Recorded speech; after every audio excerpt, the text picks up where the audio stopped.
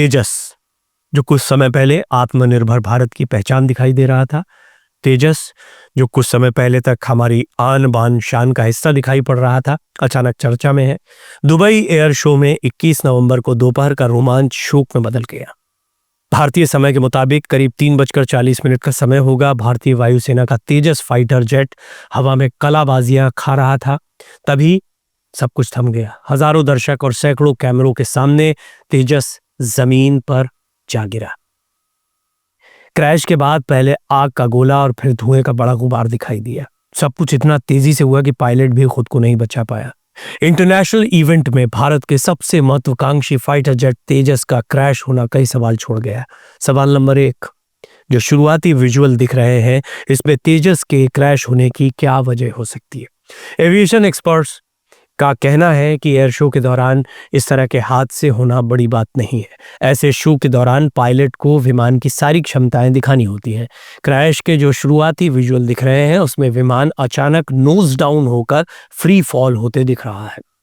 अभी आधिकारिक तौर पर क्रैश की कोई वजह स्पष्ट नहीं हुई है, लेकिन इस तरह के क्रैश के पीछे 3 बड़ी वजह हो सकती है। पायलट की चूक। एयर शो के दौरान प्लेन क्रैश की सबसे आम वजह यही है। एयर शो में पायलट को तेजी से कई करतब दिखाने होते हैं, जैसे विमान को एक लूप में उड़ाना, रोलिंग करना या लो लेवल फ्लाई करना। अगर मैन्यूअर यानी रास्ता बदलने के तरीके में जरा भी चूक हो जाए या हवा के बहाव और मिनिमम सेफ ऊंचाई को कम आंका जाए तो एयरक्राफ्ट का कंट्रोल खो सकता है। एयर शो में तेजस जैसे हल्के फाइटर आमतौर पर बहुत तेज मोड़ हाई जी टर्न लेते हैं। अगर एंगल ऑफ अटैक बहुत बढ़ गया हो या गति अचानक कम हो गई हो तो कंट्रोल लॉस हो सकता है। ये एयर शो क्रैशों की आम वजह भी है। तेजस के जो विजुअल सामने आ रहे हैं, उनमें विमान ने पहले ऊंचाई खोदी, फिर रोल करते हुए स्थिरता पाने की कोशिश की, लेकिन कंट्रोल नहीं कर पाया। एक्सपर्ट्स बताते हैं कि गिरने से पहले एयरक्राफ्ट सीधे जाने के साथ ही अपने अक्ष पर गोल घूम रहा था। राइफल की बैरल से गोली भी इसी तरह राउंड लेते हुए निकलती है, इसलिए इसे बैरल रोल मैनवरिंग कहा जाता है।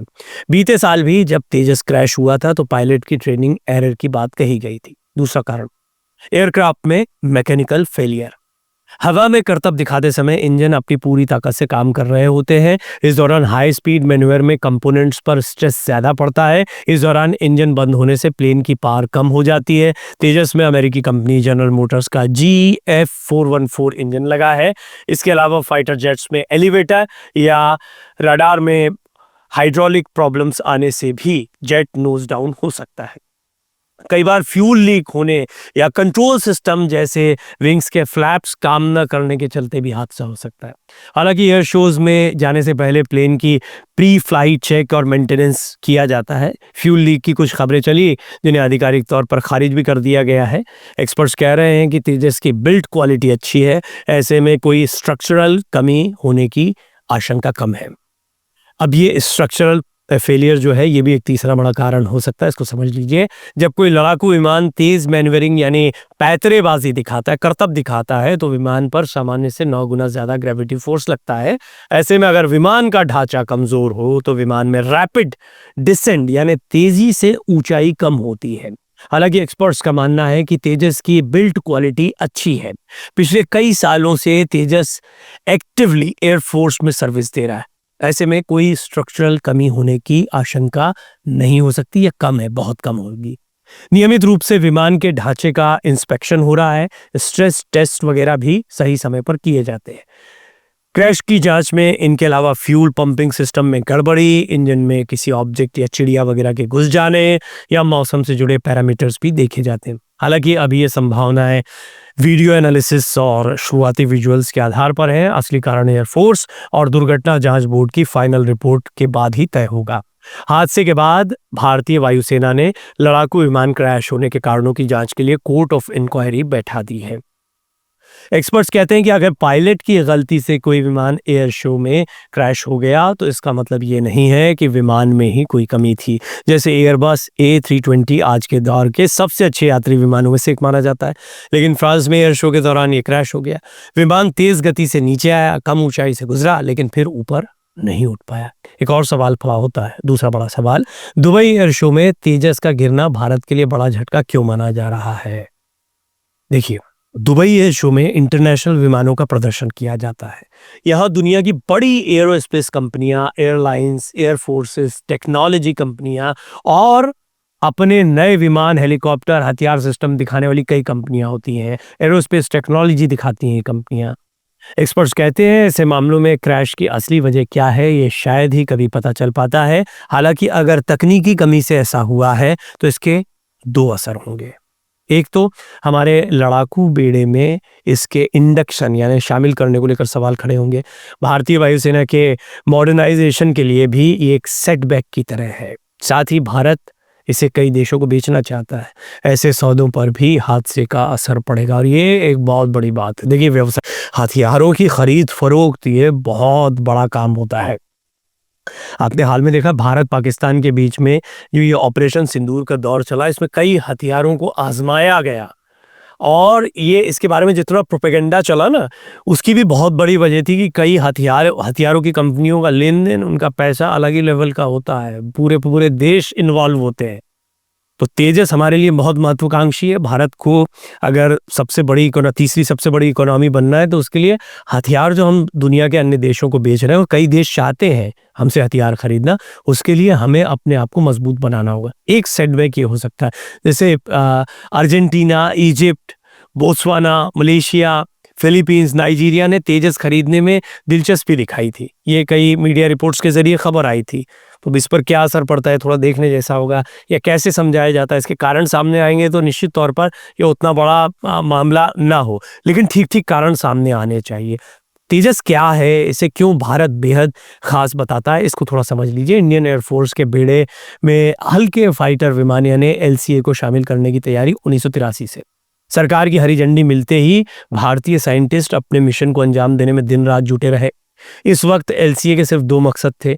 पहला तो था रूसी फाइटर मिग-21 के विकल्प में नया फाइटर जेट तैयार करना, दूसरा स्वदेशी और हल्के फाइटर जेट को बनाना।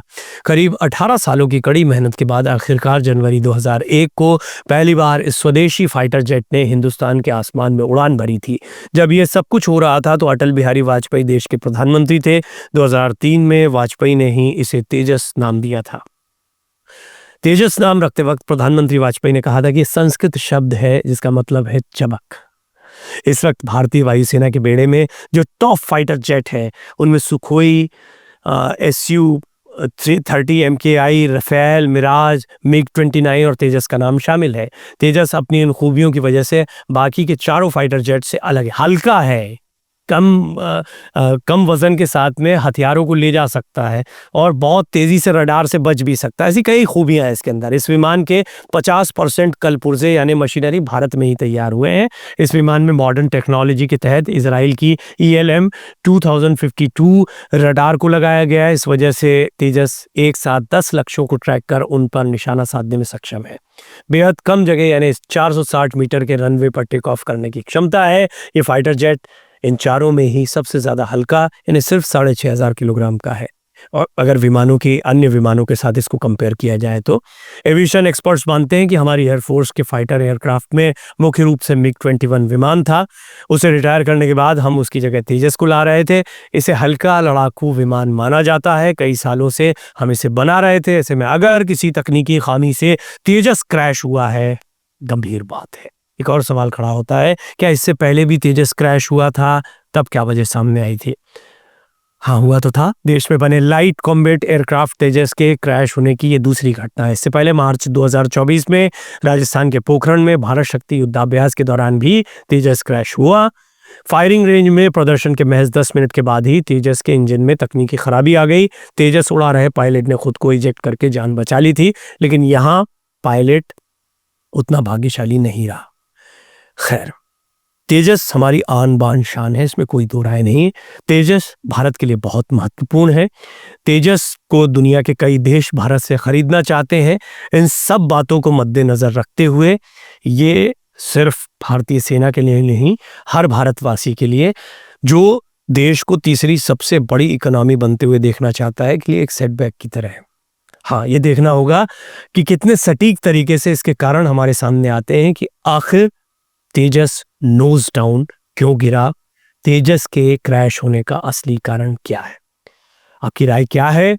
आपकी समझ क्या कहती है? आपने कई जगह पढ़ा होगा, कई फैक्ट्स आपके पास होंगे, तो आप अपनी बातों को साझा करें। ये अन्य वीडियोस बनाने में हमारी मदद करते हैं। आपने मुझे ध्यानपूर्वक सुना, इसके लिए बहुत बहुत धन्यवाद।